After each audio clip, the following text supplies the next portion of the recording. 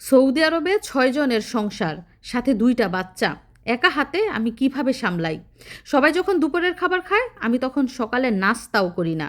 নামাজ কালাম পড়ে ৫ দিক সামলাইয়া দর্শক বন্ধুদের জন্য ভিডিও বানাইতে গিয়া আমার কলিজা বের হয়ে যায়। এখন বোঝেন আমি কতটা পরিশ্রমী। আসসালামু আলাইকুম।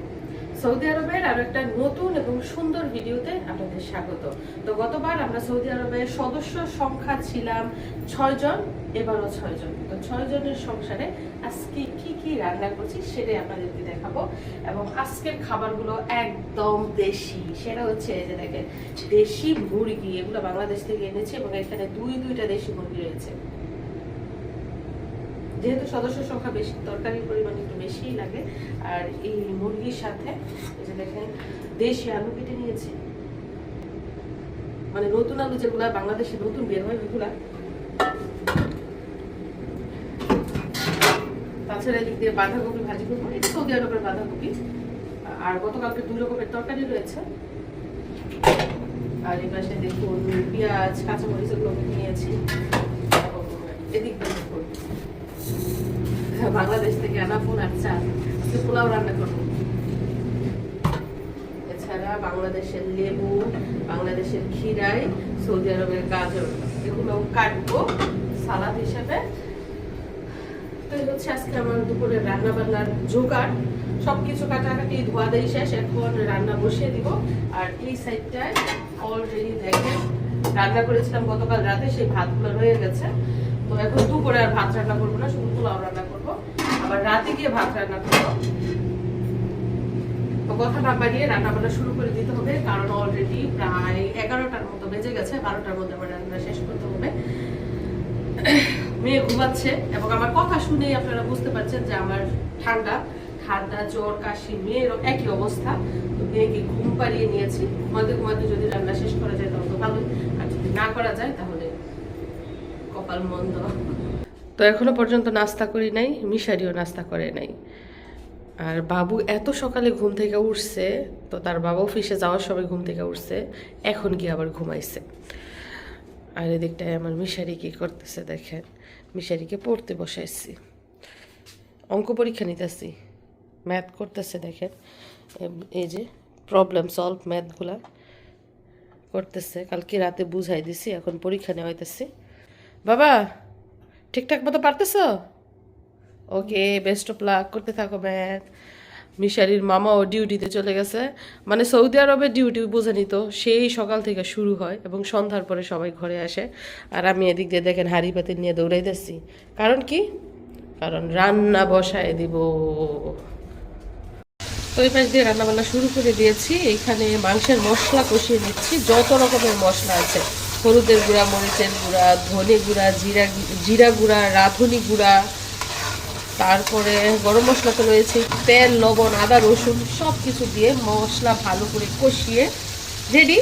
এখন এই যে ধুয়ে রাখা দেশি মুরগিগুলো এর মধ্যে দিয়ে দিচ্ছি।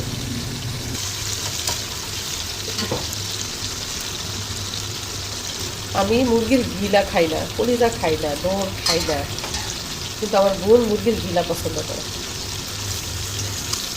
বিষাদিনা বোর গিলা খায়, মাথা খায়, এই জন্য সব অংশ দিলাম। আর আমি যখন বাড়িতে রান্না করি তখন কি করি, গিলা, কলিজা, ঢোর, মাথা এগুলো আলাদা করে শুধু মুরগিটা রান্না করি, আর ওই অংশগুলো কাউকে দিয়ে দিই। তো আজকে সব অংশই রান্না করছি, কিছুই ফেলা যাচ্ছে না। আর এই পাশটায় কি চলছে চলেন দেখি। এই পাশটায় যে ভাত না, পোলাও রান্না করছে। আমি পোলাও একদম মাখিয়ে জুখিয়ে বসিয়েছি। আমার মাও কিন্তু মাখিয়ে পোলাও রান্না করে, যেহেতু সময় অনেক কম, বাবু ঘুম থেকে উঠে যাবে এবং প্রায় 12টা বেজে যাচ্ছে, এজন্য পোলাও আজকে একদম সব মশলা দিয়ে মাখিয়ে বসিয়ে দিয়েছি, পরিমাণ মতো গরম পানি দিয়ে।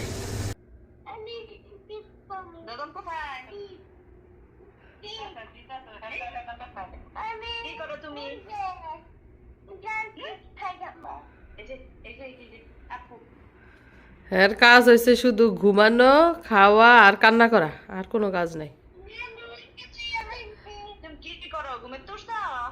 ঘুমে তুই ডেসি কাই এখনো কান্না করতেছে, চোখ টল টল করতেছে।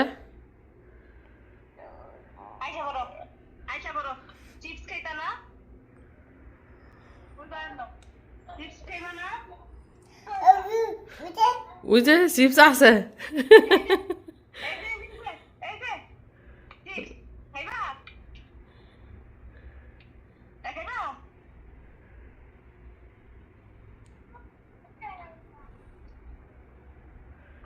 মিশরাদের চাচি আম্মু চাচাতো ভাইয়েরা ওই যে হাত পাততাছে দিত হাত পাতে কেমন করে দিত বইলা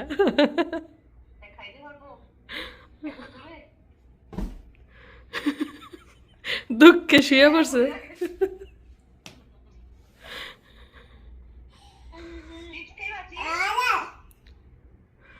নাই চিপস নাই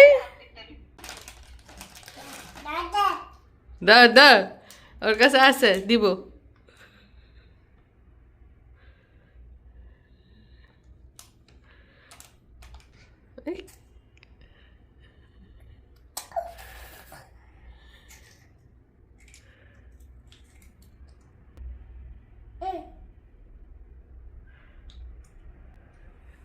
চাচি আম্মু কি আটকে গেছে নাকি নেটওয়ার্ক নাই আটকে গেছে ওর চাচি আম্মু চাচাতো ভাই দাদু সবাই মিলে কথা বলতেছে উই উই চিনছ ওই মোবাইল ধরবো গিয়া নেটওয়ার্ক নাই আটকে গেছে আল্লাহ একদিক দিয়ে রান্না বান্না চলছে আর অন্য দিক দিয়ে